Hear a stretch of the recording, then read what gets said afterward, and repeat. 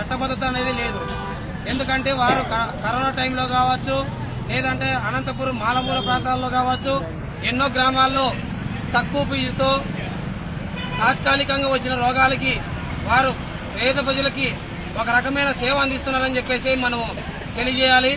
అంతేకాకుండా ఈ ఆర్ఎంపీ డాక్టర్లని మనం ఈరోజు కాపాడుకుంటేనే ఈ అనంతపురం కరువు ప్రాంతంలో ఈ పేద వర్గాలు కూడా మనము దోపిడీ డాక్టర్ల చేతుల్లో పడుకోకుండా కాపాడుకున్న వాళ్ళమవుతాం.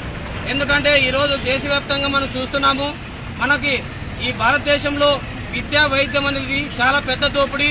ఇలాంటి పెద్ద దోపిడీలో మనము నలిపడుతున్న ఈ పేద వర్గాలకి ఆసరాగా ఉన్నది ఎవరన్నా ఉన్నారంటే ఒక ఆర్ఎంపీ డాక్టర్లు. ఈ ఆర్ఎంపీ డాక్టర్లకి మనం ఈ రోజు కాపాడుకొని ప్రభుత్వం నుంచి వచ్చే గుర్తింపుని తెప్పించుకొని వారికి చట్టబద్ధత చేస్తే వారి కుటుంబాలు కూడా రోడ్డు మాడుకోకుండా మరింత పేద ప్రజలకి సేవ చేసే